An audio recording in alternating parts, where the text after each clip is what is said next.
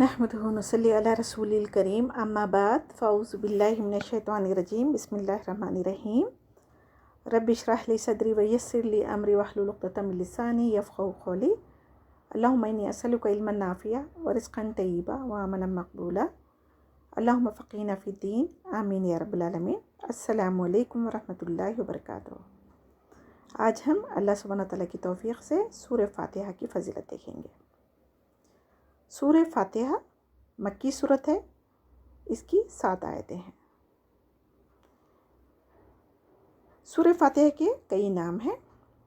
मिसाल के तौर पर फ़ातिहा के माने आगाज़, उम्मुल कुरान, सबा अल मसानी, अशिफ़ा, अर्रुक़िया, अल कुरानिल करीम वग़ैरह वग़ैरह। सूरह फ़ातिहा को अल्लाह सुब्हानहू व तआला और बंदे के दरमियान तक़सीम कर दिया गया है। सूरह फ़ातिहा के बग़ैर नमाज अदा नहीं हो सकती। सूरह फ़ातिहा का शान नुज़ूल देखते हैं। आप सल्लल्लाहु अलैहि वसल्लम के साथ हज़रत जिब्राईल अलैहिस्सलाम बैठे हुए थे कि आसमान से बहुत ज़ोरदार आवाज़ आई। हज़रत जिब्राईल अलैहिस्सलाम ने कहा, आसमान का आज वो दरवाज़ा खोला गया है जो आज से पहले कभी नहीं खोला गया था। फिर एक फ़रिश्ते ने कहा, खुश हो जाइए, 2 नूर आप सल्लल्लाहु अलैहि वसल्लम को दिए गए हैं जो आपसे पहले किसी और नबी को नहीं दिए गए। वो 2 नूर क्या है? नंबर 1 सूरह अल फ़ातिहा, नंबर 2 सूरह अल बक़रा की आखिरी आयतें। और सूरह फ़ातिहा ये पहली सूरत है जो मुकम्मिल एक ही दफ़ा नाजिल हुई थी। सूरह अल फ़ातिहा का निस्फ़ हिस्सा अल्लाह सुब्हानहू व तआला की हम्द व सना और इसकी रहमत व रबूबियत और अदल बादशाहत का बयान करती है, और निस्फ़ में बंदा अल्लाह सुब्हानहू व तआला की बारगाह में दुआ करता है। जब भी बंदा ये सूरत तिलावत करता है, अल्लाह सुब्हानहू व तआला इसका जवाब देते हैं। फ़ातिहा के माने खोलने वाले, कामयाबी के हैं ना। तो आप सल्लल्लाहु अलैहि वसल्लम ने फरमाया, अल्लाह ताला ने तौरात के बदले सूरह फ़ातिहा अता फरमाई, यानी हमारे लिए कामयाबी के दरवाजे इस सूरत के ज़रिए खोले गए हैं। सूरह फ़ातिहा जैसी नेमत किसी और नबी या उम्मत को नहीं दी गई। सोने से क़ब्ल सूरह फ़ातिहा और सूरह इख़लास पढ़ने वालों को सिवाय मौत के कोई चीज़ भी नुकसान नहीं पहुँचा सकती। आप सल्लल्लाहु अलैहि वसल्लम ने फरमाया, सूरह फ़ातिहा की जैसी अजीम सूरत तमाम आसमानी किताबों में नहीं है। जैसे आसमानी किताबें तौरात, ज़बूर, इंजील और कुरान वगैरह। अल्लाह सुब्हानहू व तआला से दुआ है कि हमें इस सूरत का सही फ़हम अता फ़रमाए और इसके मुताबिक ज़िंदगी में अमल करने वाला बनाए। आमीन या रब्बल आलमीन। आए अब हम देखते हैं अल-हम्द की सूरह फ़ातिहा की मीनिंग। अल-हम्द, अल का मतलब क्या है, हम्द का क्या है, अल्लाह का क्या है, ये हम देखते हैं। अल-हम्द का माने यानी शुक्र। अल्हम्दुलिल्लाह का मतलब है इसमें तारीफ़ भी है और अल्लाह का शुक्र भी है। असल तारीफ़ का मुस्तहक़ कौन है? अल्लाह सुब्हानहू व तआला। तारीफ़ का मुस्तहक़ और सज़ावार सिर्फ़ अल्लाह सुब्हानहू व तआला ही है। अगर किसी के अंदर कोई खूबी या हुस्न या कमाल मौजूद हो तो वो भी अल्लाह सुब्हानहू व तआला का ही पैदा करता है। ये अल्लाह जो है ना, अल्हम्द के बाद में अल्लाह जो है ना, ये अल्लाह सुब्हानहू व तआला का ज़ाती नाम है। ये किसी और के लिए इस्तेमाल नहीं कर सकते। अल्हम्दुलिल्लाह ये एक कलमा शुक्र है। इसकी बहुत बड़ी फ़ज़ीलत आई है। हदीस मुबारक है, ला इलाहा इल्लल्लाह को अफ़ज़ल ज़िक्र कहा गया है और अल्हम्दुलिल्लाह को अफ़ज़ल दुआ कहा गया है, और ये मीज़ान को भर देता है। अगर किसी बंदे को अल्लाह सुब्हानहू व तआला सारी दुनिया दे दे और वो उस पर अल्हम्दुलिल्लाह कहे तो ये कलमा सारी दुनिया से भी अफ़ज़ल है। इसका मतलब क्या है? सारी दुनिया मिल जाना उतनी बड़ी नेमत नहीं है जितनी अल्हम्दुलिल्लाह कहने की किसी इंसान को तौफ़ीक़ मिल जाना, क्योंकि ये कुरान में है, ये कुरान का हुक्म है। अल माल वल बनून का माने क्या है? माल व औलाद दुनिया की ज़ीनत है और नेक अमल बाकी रहने वाले। माल व औलाद को तो हम दुनिया में छोड़ के जाते ना, नेक अमल हमारे साथ आएंगे।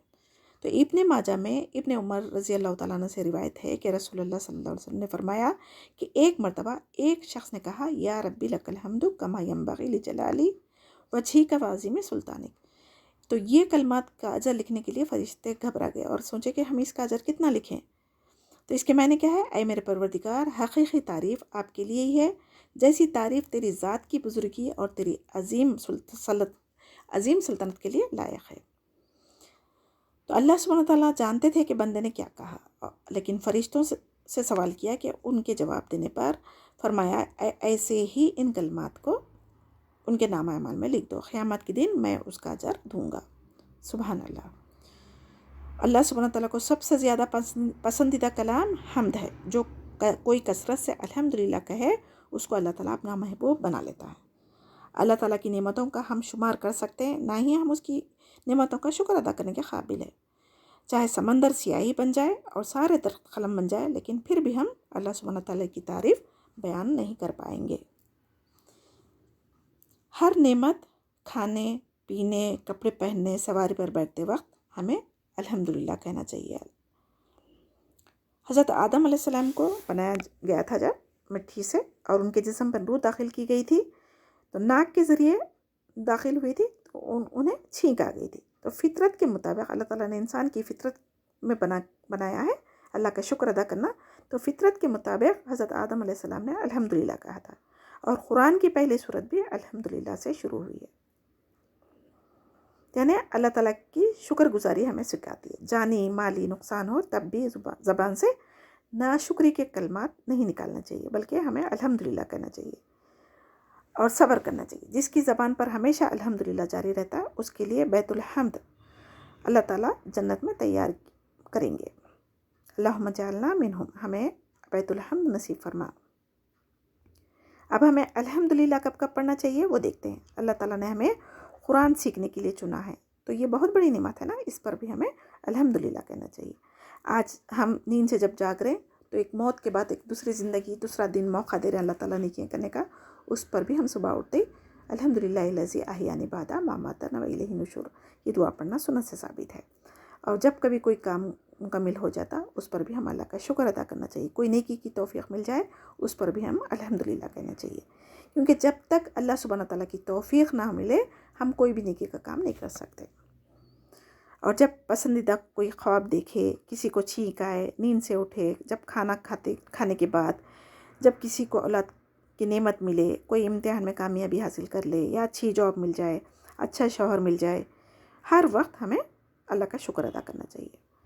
تسبیح، تحلیل، تکبیر، اس کو ہر نماز کے بعد پڑھنے کا بھی حکم ہے۔ سبحان اللہ، الحمدللہ، اللہ اکبر۔ تو یہ اس کو اپنا معمول بنا لے تاکہ ہم اللہ کے زیادہ سے زیادہ قریب ہو جائیں۔ الحمد کے بعد للہ کے معنی دیکھتے ہیں ہم۔ لی کے معنی ہے خاص اللہ تعالیٰ کے لیے۔ ساری حمد اور شکر جو ہمیشہ جاری رہنے والی ہے وہ صرف اللہ سبحانہ تعالیٰ کے لیے ہے۔ اب رب دیکھیں، رب کہنے کے لیے تو ایک چھوٹا سا لفظ ہے، لیکن اس کے معنی بہت زیادہ وسیع ہے۔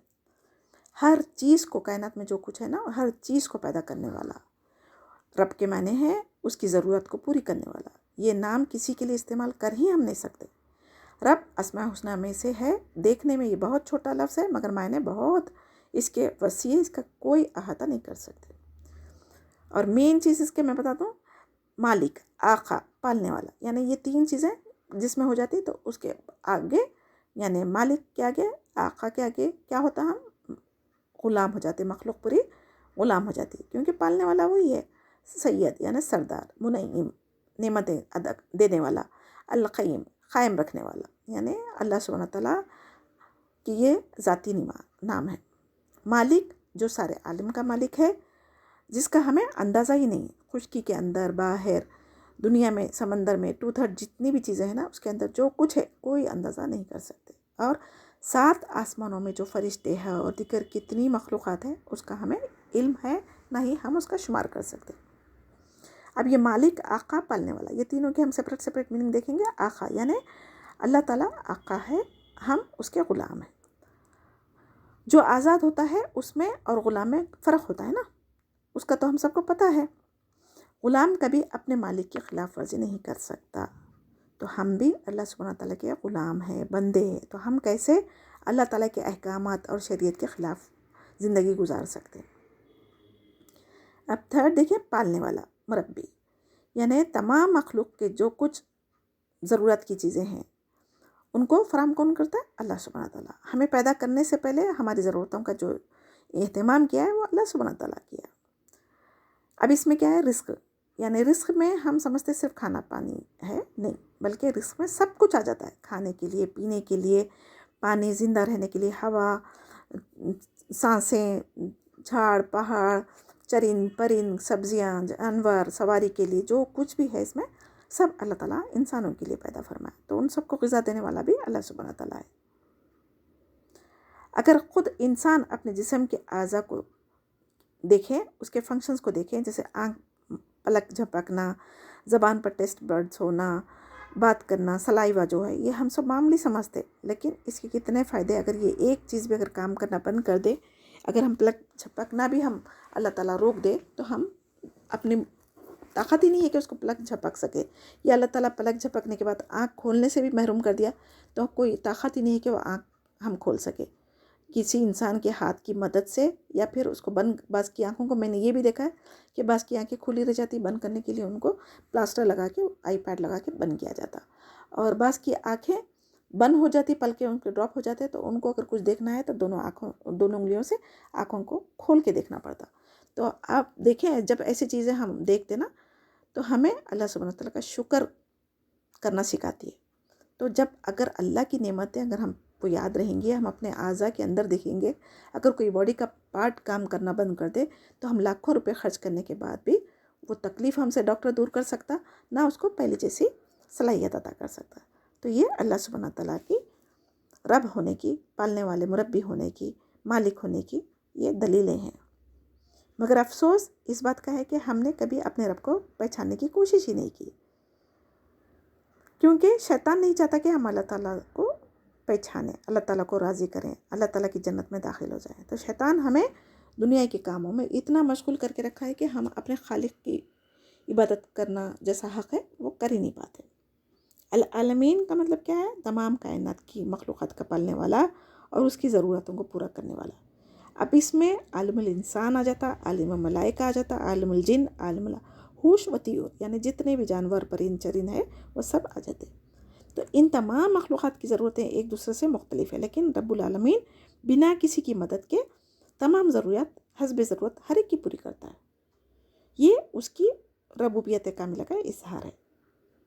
अब देखें, एक वेल मछली आज अक्सर व्हाट्सएप पे हम देखते मैसेजेस, वो एक दिन में कितने टन खाना खाती। क्या किसी इंसान की ताकत है उतने टन उसको खाना खिलाए? तो एक मछली की बात कर रही हूँ मैं। समंदर में ऐसी कितनी मछलियाँ हैं, उसके ग़िज़ा का इंतज़ाम कौन कर रहे हैं? अल्लाह सुब्हानहू तआला ना। कोई इंसान के बस में है?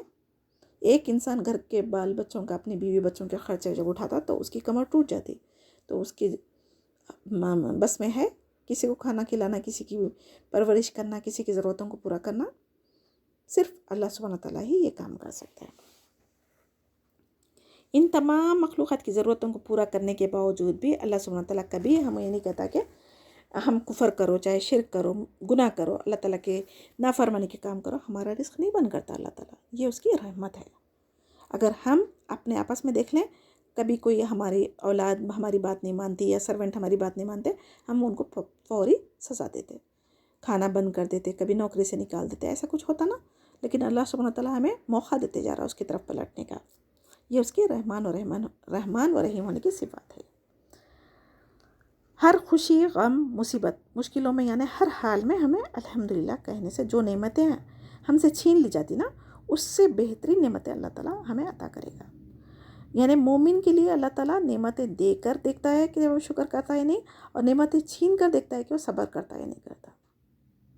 तो हर हाल में हमें अल्लाह का शुक्र अदा करना सिखाती है सूरत। दुनिया में भी और आखिरत में भी जो नेमतें अल्लाह ताला हमें देंगे, वो उससे बेहतर कोई और दे नहीं सकता। तो हमें शुक्र किसका करना है? अल्लाह सुब्हानहू तआला का। अल्लाह के साथ तमाम अस्मा हुस्ना लगा कर देखें, उसका कोई शरीक किसी भी सिफात में नहीं हो सकता। तो कैसे हम अल्लाह का शरीक किसी और को मान सकते? हज़रत दाऊद अलैहिस्सलाम नबी थे, जिस पर यानी आसमानी किताब ज़बूर नाजिल हुई थी, और वो अल्टरनेट डे रोज़ा भी रखा करते थे, रातों में अल्लाह सुब्हानहू तआला की इबादत करते थे। फिर भी वो कहते थे कि क्या कहते थे पता है आपको? या अल्लाह, मैं तेरी नेमतों का शुक्र अदा नहीं कर सकता। अल्लाहु अकबर। नबी होने के बावजूद, आसमानी किताब उन पर नाजिल होने के बावजूद, हर अल्टरनेट डे रोज़ा रखना, रातों में इबादत करने के बावजूद, दाऊद अलैहिस्सलाम कहते थे कि हम तेरी नेमतों का शुक्र अदा नहीं कर सकते। तो हम टूटी फूटी इबादतें करके, जिसकी ना नमाज में खुशू है, ना खुजू है, ना क्या तिलावत कर रहे हैं, हमें उसकी समझ है, लेकिन हम समझते कि हम बहुत बड़ा काम कर रहे हैं।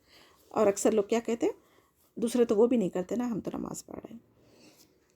अल्लाह ताला हमें जो कुछ हम सीखने के लिए बैठे हैं यहाँ पर, उसको समझने, उसके मुताबिक ज़िंदगी गुजारने वाले बनाए। आमीन। हम अपने इबादतों का मुहासिबा करें, اور غور و فکر کریں کہ ہماری یہ ٹوٹی پھوٹی عبادتیں کیا اللہ سبحانہ تعالیٰ کی بارگاہ میں قبولیت کا شرف رکھیں گی بھی یا نہیں۔ اللہ کا شکر ادا کرنے کے لیے ہمیں پہلے اس کی نعمتوں کو دیکھنا چاہیے، اس میں غور و تدبر کرنا چاہیے، پھر اس کے بعد شکر گزاری ہمارے اندر خود ہی پیدا ہوں گی۔ ہمارے نمازوں میں تو دنیا جہاں کے خیالات آتے رہتے ہیں، جو چیزیں ہمیں بھول جاتی ہے عام وقت میں، خاص طور سے نمازوں میں ہمیں یاد آتی، تو یہ شیطان ہماری نمازوں میں چوری کرواتا ہے۔ تو خیالات کو ہم پاکیزہ کب رکھ سکتے نماز کے اندر، خشوع خضوع کب لا سکتے؟ جب ہم قرآن کو معنی اور مطلب سمجھ کر پڑھیں گے، اس کی تفسیر جانیں گے، تو جب ہم قرآن کی جو بھی آیت تلاوت کریں گے نماز میں، اس کا ترجمہ تفسیر اپنے دماغ میں تصور میں رکھیں گے، تو ہم کیا کہہ رہے ہیں، ہماری زبان سے کیا الفاظ ادا ہو رہے ہیں، اللہ کا جو کلام ہم پڑھیں اس کی حلاوت ہمارے دلوں پر، ہمارے دماغوں پر طاری رہیں گی، تو پھر ہم شیطانی وسوسوں سے پاک ہو کر نماز ادا کر سکیں گے۔ تو کوئی بھی جسمانی عبادت ہو ہم کرتے وقت میں اگر اس کا معنی مطلب معلوم ہوں گے تو یہ ہم خشوع خضوع کے ساتھ ادا کر سکیں گے۔ اور جو بھی مالی عبادت بھی ہم کرتے ہیں وہ بھی اللہ سبحانہ تعالیٰ کی توفیق سے ہی کرتے ہیں، اللہ سبحانہ تعالیٰ کا ہی دیا ہوا مال ہم اللہ کے راستے میں خرچ کرتے ہیں، تو اس پر بھی ہمیں الحمدللہ کہنا چاہیے۔ سب سے مین چیز کیا ہے؟ ہم بندے اللہ سبحانہ تعالیٰ کی نعمتوں کا نہ شمار کر سکتے نہ شکر ادا کرنے کے قابل ہیں۔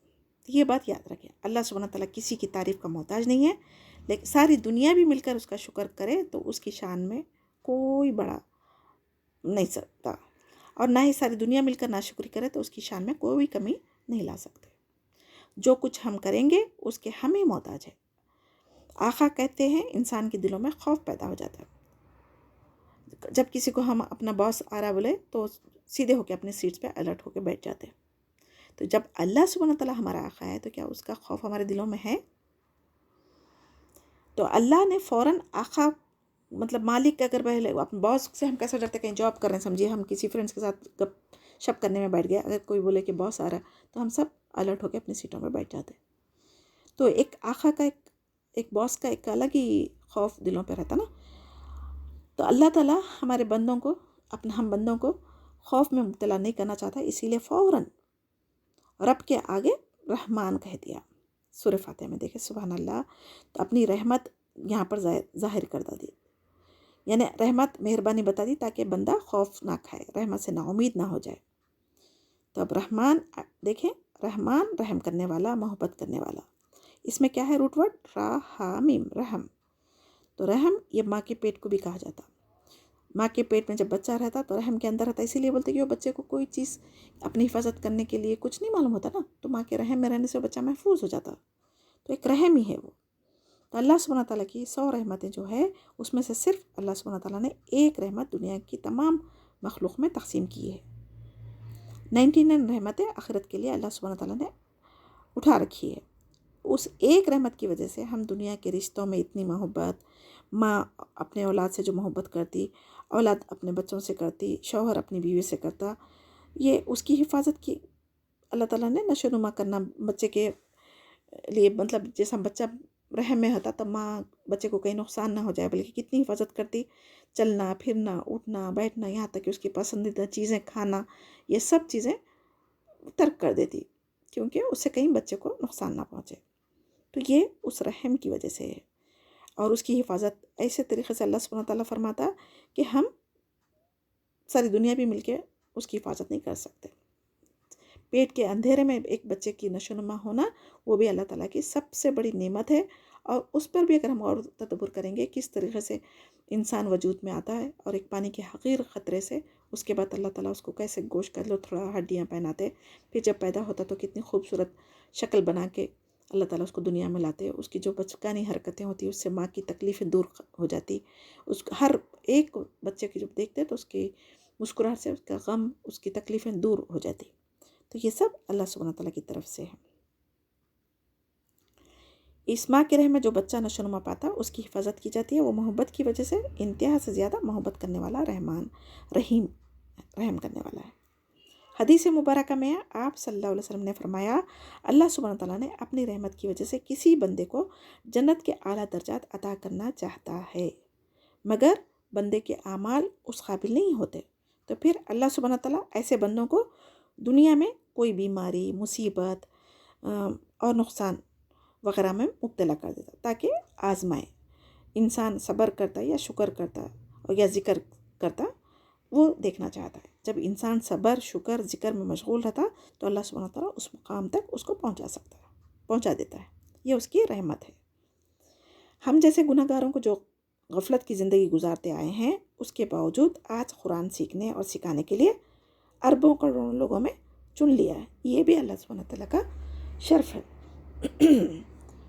یہ بھی اس کی بہت بڑی رحمت ہے ہم پر۔ رحمان اگر الگ آتا تو اس کا مطلب اللہ سبحانہ تعالیٰ کی رحمت دنیا کی تمام مخلوق، چاہے وہ مومن ہو یا کافر، جانور اور تمام مخلوقات پر ہوگی۔ لیکن جب رحمان اور رحیم ساتھ آ جاتا ہے تو یہ بہت زیادہ رحم کرنے والے اور مہربان، یعنی بار بار رحم کرنے والے کا مطلب ہوگا اس کا۔ اور رحیم اللہ سبحانہ تعالیٰ کی آخرت میں صرف مومنوں کے لیے ہوگا، یہ جو 99 رحمت آخرت کے لیے رکھی ہے نا، اس کے لیے۔ آسمانی کتابوں کا نبیوں کے ذریعے بھیجنا بھی ہمارے لیے ایک رحمت ہے جو ہمیں ہدایت کے راستے کی طرف رہنمائی کرتی ہے۔ سورہ رحمان میں دیکھیں، اس نام کی صورت ہی قرآن میں موجود ہے جس میں اس کی تمام صفات بیان کر دی گئی۔ علم القرآن کا مطلب اللہ تعالیٰ سورہ رحمان میں اپنے صفات کے ساتھ ساتھ اس نے قرآن سکھایا کہا ہے، علم القرآن، جس میں انسانوں کے لیے ہدایت ہے۔ یعنی اللہ تعالیٰ کی رحمت نہیں ہوتی تو ہمیں یہ چیزیں پتہ نہیں ہوتی تو ہم کیسے جنت کا راستہ پا سکتے تھے؟ تو سبحان اللہ، اللہ سبحانہ تعالیٰ کی رحمت کا اندازہ آپ فرعون کے واقعے سے کر سکتے ہیں۔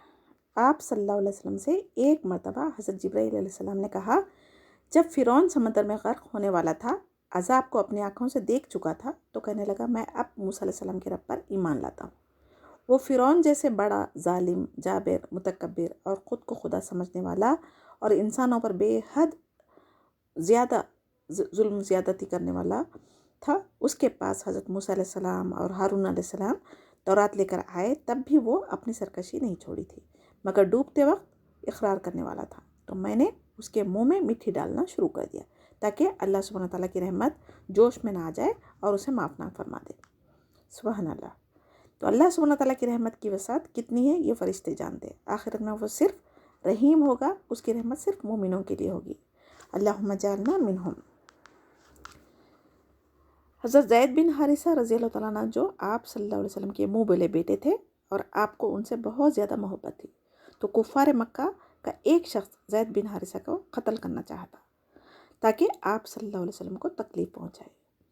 اس نے تلوار ہاتھ میں اٹھائی اور زید بن حارثہ کو قتل کرنا چاہا، تو انہوں نے یا رحمان یا رحیم یا ارحم الراحمین کہا، تو ایک آواز آئی لا تقتلوا، اس کے معنی کیا ہے؟ مت قتل کرو۔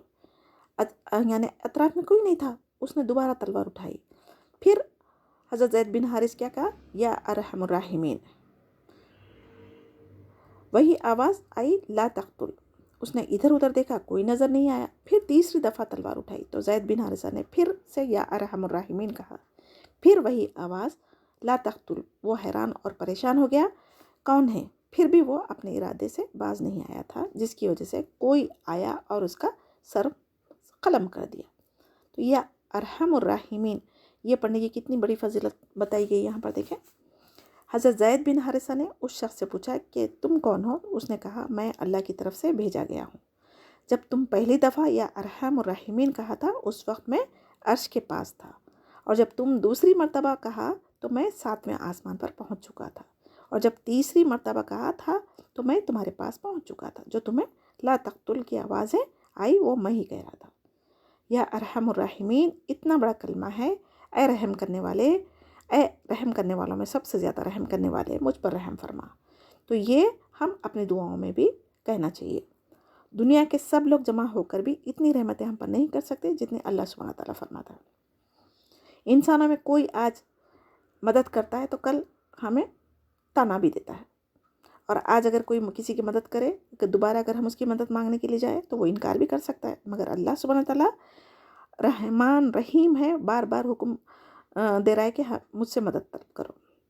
تو ہم اللہ سبحانہ تعالیٰ جیسی ہستی سے مدد مانگنے کے بجائے ہم در در کی ٹھوکریں کھا رہے ہیں۔ یہ کس وجہ سے ہو رہا ہے؟ قرآن کے معنی نہیں جاننے سے، حدیث کا مطالعہ نہیں کرنے سے، لا علمی کی وجہ سے ہم یہ ساری چیزیں اپنے استعمال میں نہیں لا رہے ہیں۔ اور شیطان چاہتا بھی نہیں نا کہ ہم قرآن کو سمجھیں اور اپنی زندگیوں میں عمل میں لائیں۔ اگر قرآن کو اگر ہم سمجھ لیں تو پھر شیطان سے بچنے کے سارے راستے ہمیں پتہ ہو جائیں گے، تو پھر شیطان اپنے مقصد میں ناکام ہوگا نا. اسی لیے شیطان نہیں چاہتا کہ ہم قرآن کو سمجھے، سیکھے، پڑھے اور اس پر عمل کریں. آیت 3 کو دیکھیں، مالکی یوم الدین، بدلے کے دن کا مالک، یعنی قیامت کے دن کا مالک. دین سے کیا مراد ہے یہاں پر؟ یہاں شریعت دین نہیں ہے بلکہ قیامت کے دن کا مالک کہا گیا ہے. اللہ سبحانہ تعالیٰ کی صفات الرحمن اور رحیم بیان کرنے کے فوراً بعد مالکی یوم الدین کیوں آیا؟ اس بات پر غور کریے. وہ اس لیے آیا کہ ہم بندے رحمان اور رحیم کی جو نعمتیں یا بارے میں صفات پڑھ چکے، اس کی امید کی وجہ سے کہیں غفلت میں زندگی نہ گزارے. یعنی پہلے آقا کہنے کے بعد اللہ تعالیٰ بندے کے دل میں ڈر خوف نہ آ جائے، اسی لیے رحمان رحیم بتایا. پھر رحمان رحیم کی وجہ سے کہیں بندہ اللہ تعالیٰ غفور رحیم، اللہ تعالیٰ معاف کر دیں گے بلکہ ہم غفلت میں نہ گزارے، اسی لیے پھر یاد دلا دیا کہ مالکی یوم الدین، وہ بدلے کے دن کا مالک ہے. یعنی جو کچھ ہم دنیا میں کر کے جائیں گے وہ ہم جزا و سزا آخرت میں پائیں گے. یہ مہلت ہمیں اس کی رحمت کی وجہ سے دی گئی تاکہ ہم اپنے اعمال اچھے کر لیں. دنیا میں مکافات عمل کا سلسلہ ایک حد تک جاری رہتا ہے، لیکن آخرت کے دن اللہ سبحانہ تعالیٰ اس کے اچھے یا برے عمل کے مطابق ضرور جزا و سزا دے گا. یہ یاد دلا جا رہا ہے اس آیت میں. تو بعض لوگوں کو دنیا میں عارضی اختیارات دیے جاتے ہیں، تو لیکن آخرت کے دن تمام اختیارات کا مالک صرف اور صرف اللہ سبحانہ تعالیٰ.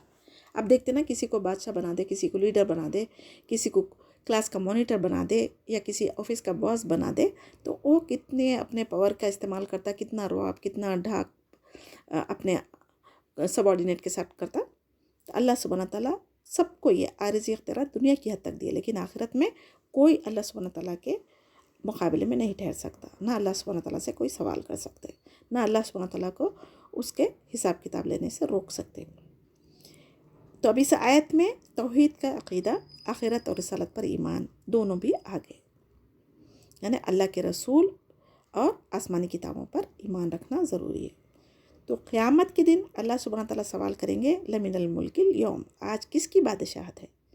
کیونکہ دنیا میں انسان کسی چیز کا مالک عارضی طور پر ہو جائے تو خود کو بہت بڑا سمجھنے لگتا ہے نا، تو اور اپنے ماتحتوں پر ظلم زیادتی کرنے لگتا ہے. تو جب فوت ہوتا ہے تو سب مال، دولت، اولاد، اقتدار اسی دنیا میں چھوڑ کر جاتا نا. تو اس دن کوئی منہ نہیں کھول سکے گا. پھر اللہ سبحانہ تعالیٰ خود فرمائے گا، للہ الواحد القہار، یہ ہوگا جزا کا دن. مومن کے لیے دنیا قید خانہ ہے اور کافروں کے لیے جنت. جس کو قیامت کے دن کا یقین ہو وہ اپنے لیے آخرت کی تیاری کرے. مومن کبھی بھی غفلت کی زندگی نہیں گزارتا. سمجھدار انسان وہی ہے جو اپنی اور اپنی اولادوں کی آخرت کی فکر کرے. آج تک جو بھی زندگی ہماری گزری ہے اس میں غفلت جو بھی ہو چکی ہے، ہمیں اس پر توبہ استغفار کر کے باقی سانسوں کی قدر کریں. پتہ نہیں کب ہماری یہ سانسوں کا تعلق ہمارے جسم سے ٹوٹ جائے. تو آپ اپنی آخرت کی فکر کرنا شروع کر دیں. دنیا کے دن کی طرح 24 گھنٹوں کا نہیں ہوگا، بلکہ آخرت کا دن بہت طویل ہوگا. یوم کا مطلب یہ دنیا کا عام دن نہیں ہے. یہ جس کا ایمان جیسا ہوگا اس کے مطابق اس کو اس کا دن لمبا یا چھوٹا لگے گا. جس کا ایمان اعلیٰ درجے کا ہوگا ان کو عصر سے مغرب کی طرح لگے گا، اور جس کی کوئی تیاری نہیں تھی اس کے لیے وہی دن 50,000 سال کی طرح لگے گا. جیسا کہ انسان کی زندگی میں جب خوشحالی ہوتی تو دن رات کیسے گزر رہے ہمیں پتہ ہی نہیں چلتا، لیکن وہی کبھی کسی مصیبت، کسی بیماری یا تکلیف کے اپنوں کی موت کے وقت ہوتا، ایک رات ایسی لگتی کہ گزرتی نہیں، مصیبت والی، پریشانی والی رات بہت لمبی طویل لگتی، گزرتی نہیں. تو اسی طریقے سے آخرت میں بھی جس کا جیسا ایمان ہوگا اتنی آسانی سے ان کا حساب کتاب ہوگا اور وہ دن اتنا چھوٹا نظر آئے گا.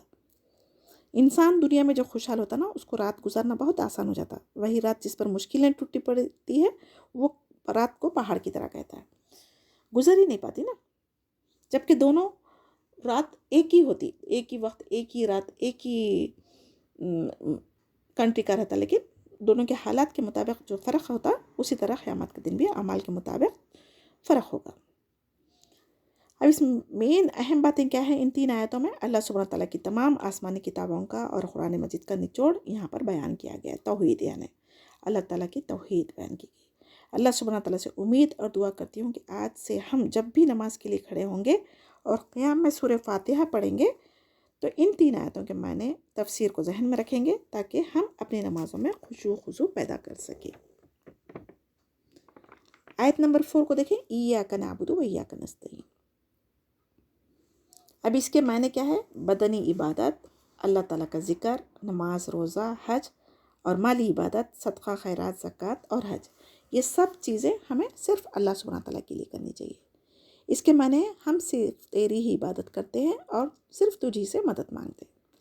اس آیت میں شرک کے تمام دروازے بند کر دیے گئے ہیں۔ ایاک کا مطلب صرف میں اللہ کی عبادت کرتا ہوں۔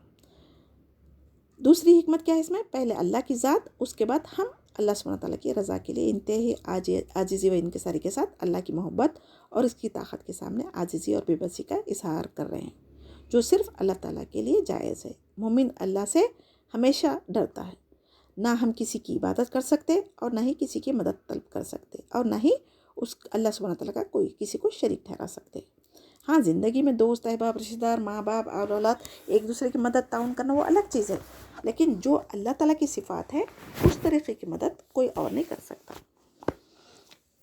اس آیت میں شرک کے تمام دروازے بند کر دیے گئے، عبادت کا مطلب ہمیں سمجھا دیا گیا۔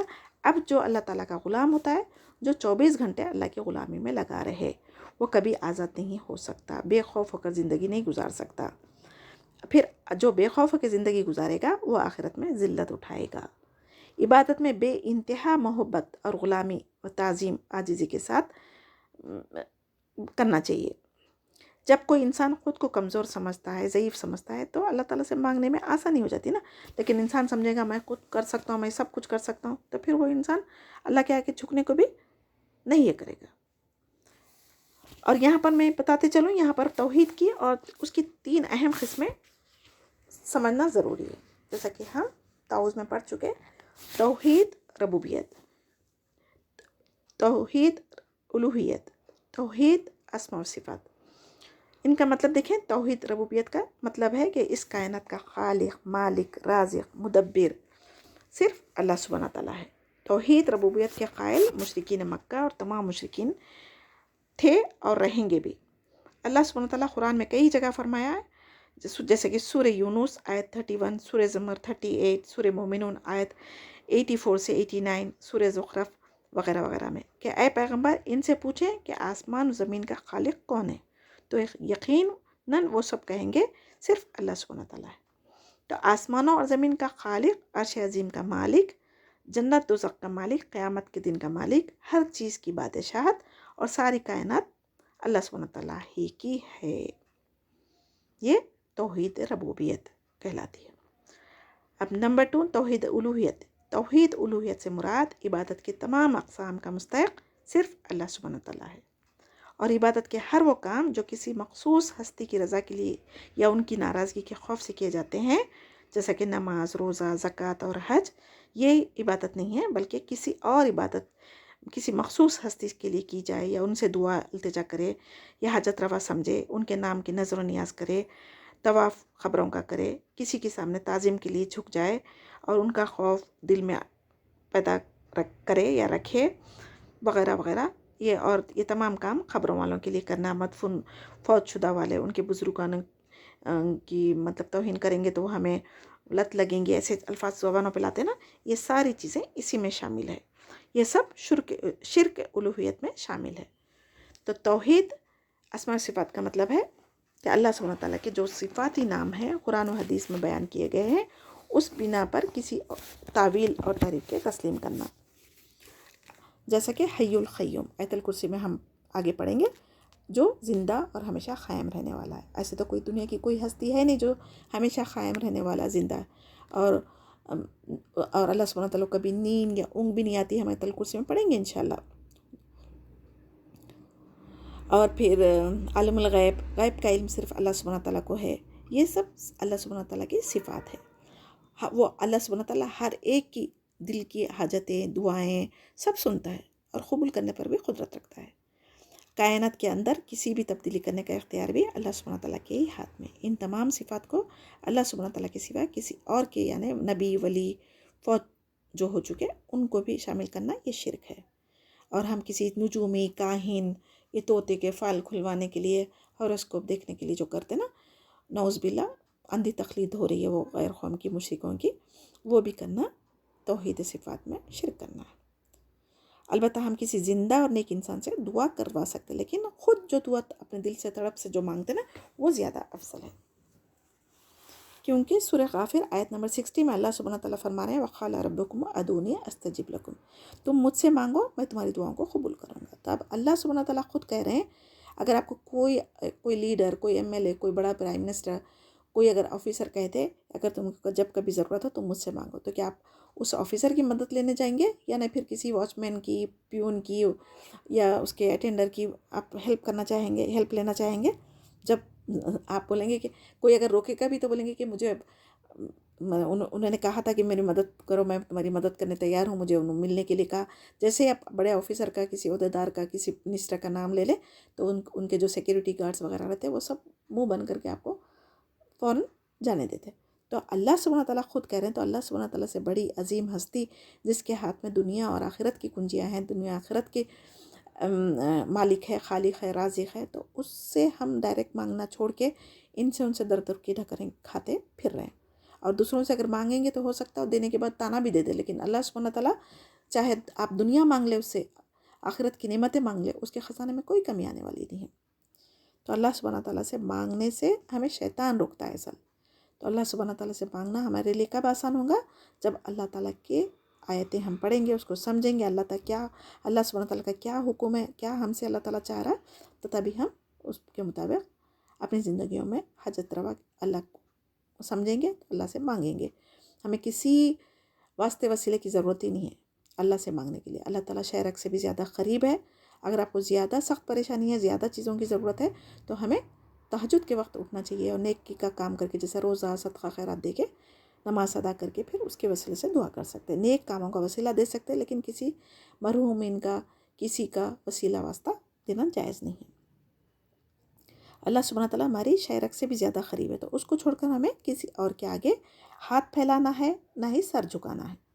جس نے ہمیں پیدا کیا، کیا وہی ہماری ضرورتوں کو نہیں جانتا؟ وہ جانتا ہے۔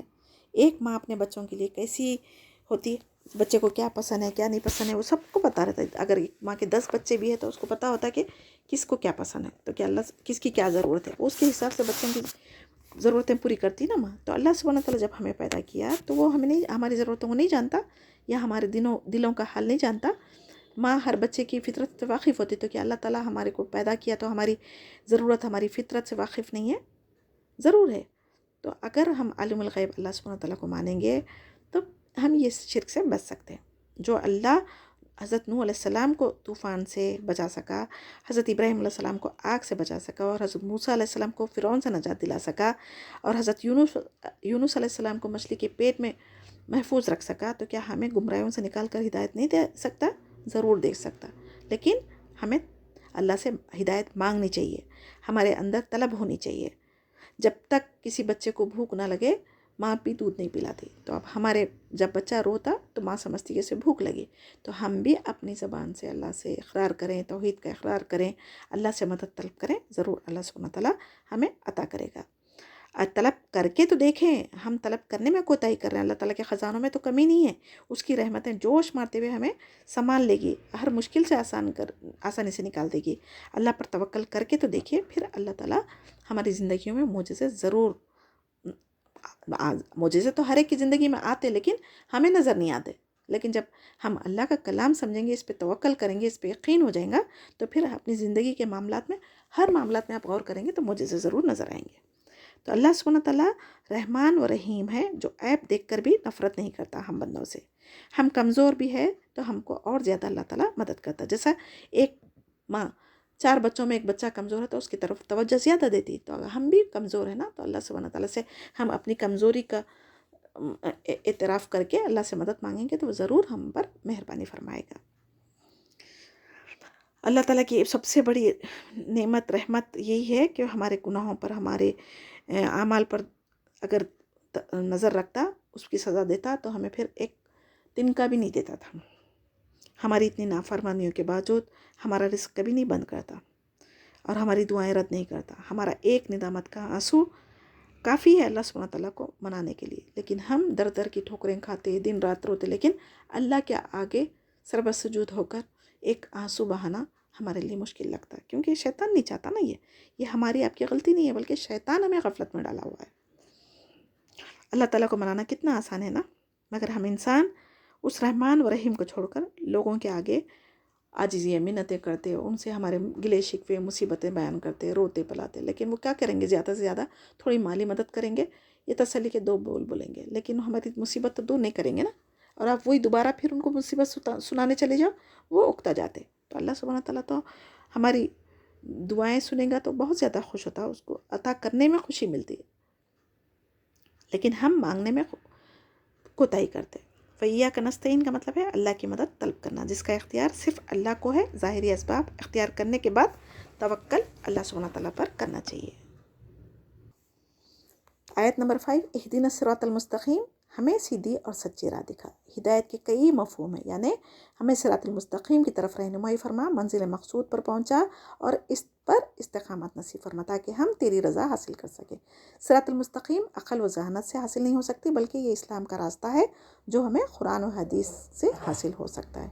कुरान सारी इंसानियत के लिए आया। सीधा रास्ता वो है जिस पर वो लोग चलेंगे जिनको अल्लाह ताला ने हिदायत दी है।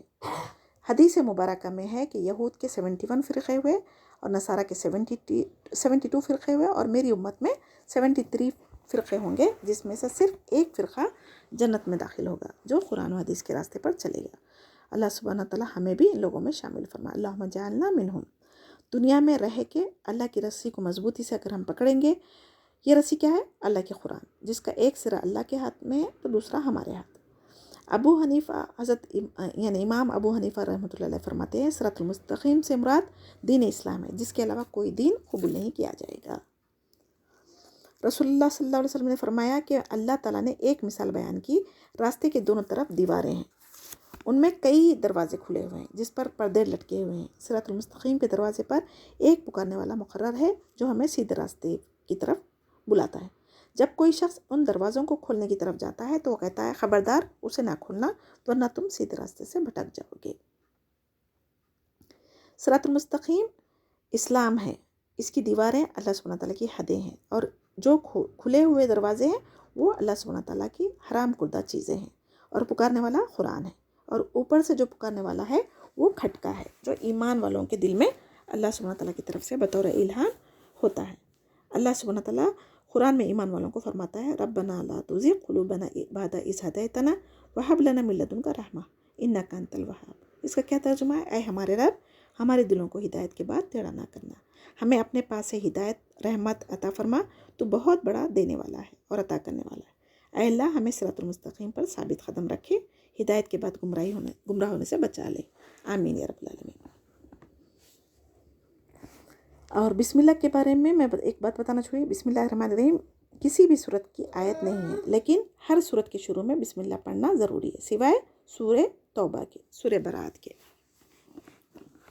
और सूरह फातिहा की आयत है या इसका हिस्सा है, उलमा में इख्तिलाफ है, लेकिन बिस्मिल्लाह पढ़ने की हमें हर सूरत में ताकीद की गई है। जब भी हम कुरान की तिलावत शुरू करते हैं, ताऊज़ और तस्मीया पढ़ना ज़रूरी है। आयत 6 को देखें, सिरातल लज़ीना अनअमता अलैहिम, इसमें 3 गुरुओं का जिक्र किया गया है। इन लोगों की राह पर जिन पर तूने इनाम किया, जैसे अंबिया, सिद्दीक़ीन, शहदा और सालिहीन, इल्म के साथ अमल करने वाले। इससे वो रास्ता मुराद है जो अंबिया, शहदा, सिद्दीक़ीन और सालिहीन का है। जो कोई अल्लाह सुब्हानहू तआला और रसूल की इताअत करते हैं, और क़यामत के दिन उन लोगों के साथ होंगे जिन पर अल्लाह सुब्हानहू तआला का इनाम किया गया। ये कोई और रास्ता नहीं, बल्कि कुरान और हदीस का रास्ता है। अल्लाहुम्मा जअलना मिनहुम। आयत 7, गैरिल मग़ज़ूबी अलैहिम वलद्दालिन। अब यह गैरिल मग़ज़ूबी में क्या है? ये सिरातल लज़ीना अनअमता अलैहिम एक गुरु था, गैरिल मग़ज़ूबी दूसरा गुरु है, और वलद्दालिन तीसरा गुरु है। सेकंड मग़ज़ूब भी अलैहिम का ये ग्रुप कौन सा था? जिन पर अल्लाह ताला का गज़ब नाजिल हुआ, जो किताबों में अल्लाह ताला की तारीफ़ करते थे, झूठ बांधते थे, इल्म होता था इनके पास मगर अमल नहीं करते थे। और ज़ालिन से मुराद इन पर अल्लाह सुब्हानहू तआला इनको गुमराह कर दिया था। ईसाई है जो हक़ से ला इल्म है, ना इल्म है ना ही अमल है। अगर इल्म होता तो कभी भी अल्लाह सुब्हानहू तआला के शरीक हज़रत ईसा अलैहिस्सलाम को नहीं बनाते थे, 3 खुदाओं का एक खुदा नहीं बोलते थे, अल्लाह का बेटा नहीं कहते थे। तो ये दोनों चीज़ें क्या है? मग़ज़ूबी अलैहिम से मुराद यहूदी है जिन पर अल्लाह ताला का गज़ब नाजिल हुआ, और ज़ालिन से मुराद गुमराह लोग हैं जो नसारा है। यहूदियों की बड़ी गुमराही ये थी कि वो जानते हुए सही रास्ते पर नहीं चलते थे। اللہ تعالیٰ کی آیتوں میں تحریف کرتے تھے اور اس کے خلاف فیصلے کرتے تھے، اور حضرت عزیر علیہ السلام کو ابن اللہ کہتے تھے، اپنے علماء کو حلال حرام کرنے کا حق سمجھتے تھے۔ اور نصارہ کی بڑی غلطی یہ تھی کہ انہوں نے حضرت عیسیٰ علیہ السلام کی شان میں غلو کیا تھا اور انہیں اللہ کا بیٹا اور 3 خداؤں میں سے ایک قرار دیا تھا۔ آج امت محمدیہ میں بھی گمراہیاں عام ہوتی جا رہی ہے، جس کی وجہ سے دنیا میں ہر جگہ مسلمان ذلیل و خوار رسوا ہوتے جا رہے ہیں۔ جو کوئی ہدایت کے راستے پر یعنی صراط المستقیم پر چلنا چاہتا ہے وہ یہود و نصارہ کے راستوں پر نہ چلیں، بلکہ قرآن و حدیث کے مطابق زندگیوں میں عمل کرے۔ چاہے دنیا ناراض ہوتی تو ہونے دے، لیکن ہم اپنی شریعت کے خلاف کوئی بھی کام نہ کریں۔ اللہ سبحانہ تعالیٰ ہم سب کو گمراہی سے بچائے، آمین یا رب العالمین۔ سورہ فاتحہ کے آخر میں آمین کہنے کی نبی کریم صلی اللہ علیہ وسلم نے تاکید فرمائی اور اس کی فضیلت بھی بیان فرمائی۔ اس لیے جب نماز اگر امام کے ساتھ ہم پڑھ رہے ہیں، امام اور مقتدی دونوں کو اونچی آواز سے آمین کہنا چاہیے، یہ سنت سے ثابت ہے، اور صحابہ کرام رضی اللہ تعالیٰ عنہ کا بھی یہ معمول رہا تھا۔ جس کی آمین فرشتوں کی آمین سے مل جائے اس کی دعائیں ضرور قبول ہوتی ہیں۔ یعنی سورہ فاتحہ مکمل دعا ہے نا، یہ تو ساری یہ دعائیں قبول ہو جائیں گی، تو ہمارے لیے کتنا اچھا ہے۔ حضرت امام ابن القیم رحمۃ اللہ علیہ کہتے ہیں کہ جب تم دعا کرو اور تمہارے دل میں بہت ساری ضرورتوں کے لیے دعائیں ہو تو کیا اور کون سی دعا مانگنا یہ سمجھ میں نہیں آ رہا، تو تم اپنی پوری دعا میں درود اور استغفار کرو۔ یعنی استغفار کیا ہے؟ اپنے گناہوں کی معافی مانگنا۔ اگر تمہیں معاف کر دے اللہ تعالیٰ تو سمجھو تمہاری ساری دعائیں قبول ہو گئی، کیونکہ اللہ سبحانہ تعالیٰ عالم الغیب ہے، وہ ہماری ضرورتوں کو بھی جانتا ہے۔ اور جس کو اللہ سبحانہ تعالیٰ سے دعا مانگنے کے لیے ذکر وقت نہ دے، یعنی ذکر میں جو انسان مشغول رہتا دعا مانگنے کے لیے اس کے پاس وقت نہیں رہتا، اور قرآن کی تلاوت، قرآن کی تعلیم حاصل کرنے میں، قرآن کو سمجھنے میں جب لگ جاتا ہے انسان، تو پھر اس کی تمام دلی مرادیں جو جائز دعائیں ہیں وہ سب خود بخود اللہ سبحانہ تعالیٰ قبول فرما لیتے ہیں۔ تو اللہ سبحانہ تعالیٰ تو دینے کے لیے تیار ہے، لیکن ہم اس کو مانگنے کے لیے کنجوسی کرتے۔ اب آخر میں سورہ فاتحہ کے اہم نکات میں بتاتی چلوں۔ سورہ فاتحہ قرآن کا خلاصہ ہے، اس میں بندگی، دعا اور ہدایت کا مکمل پیغام ہے۔ یہ سورت ہمیں یاد دلاتی ہے اصل کامیابی دنیا کی زندگی نہیں ہے، بلکہ رب کی رضا میں ہماری آخرت کی کامیابی ہے۔ جب بندہ الحمدللہ رب العالمین کہتا ہے تو شکر کا دروازہ کھلتا ہے، اور مالک یوم الدین ہمیں آخرت کا انجام یاد دلاتی ہے، ہمیں رب سے ہدایت کی طلب سکھاتا ہے، ایاک نعبد و ایاک نستعین۔ اور سورہ فاتحہ رب کے اور بندے کے درمیانی روحانی رابطہ قائم کرتا ہے جو دلوں کو سکون عطا کرتا ہے۔ سورہ فاتحہ وہ دعا ہے جو بندوں کے دلوں کو اللہ سے جوڑ دیتی ہے۔ جو اس سورت کو سمجھ کر پڑھتا ہے اس کی زندگی میں روشنی، ہدایت، نور پیدا کر دیا جاتا ہے۔ تو جو بندہ دل سے صراط المستقیم مانگتا ہے اللہ سبحانہ تعالیٰ اس کو صراط المستقیم پر چلنے کی توفیق عطا فرماتا ہے اور یہ دعا قبول فرماتا ہے۔ یہ سورت میں امید ہے، صبر ہے، اور اللہ کے رضا اور اللہ کی قربت کا پیغام ہے۔ سورہ فاتحہ کے بنا نماز ہی ادا نہیں ہوتی، تو اس سے ہمیں اس کی اور اہمیت واضح ہو جاتی ہے۔ تو سورہ فاتحہ روحانی علاج ہے، بیماریوں سے شفا ہے، دل کو زندہ کر دیتا ہے۔ روز مرہ کی مصروفیات کے باوجود نماز میں دل کی حاضری برقرار رکھنے میں ہمیں مدد دیتی ہے۔ بیماریوں سے شفا ہے، اور یہ رقیہ شرعیہ ہے، اور یعنی یہ معلوم رکھتے ہوئے بھی ہم اپنی بیماریوں کا علاج خود نہیں کرتے، اور شرعی دم کرنے کے لیے ہم یہاں وہاں یعنی ٹھوکریں کھاتے پھرتے، جبکہ یہ رقیہ شرعیہ ہے۔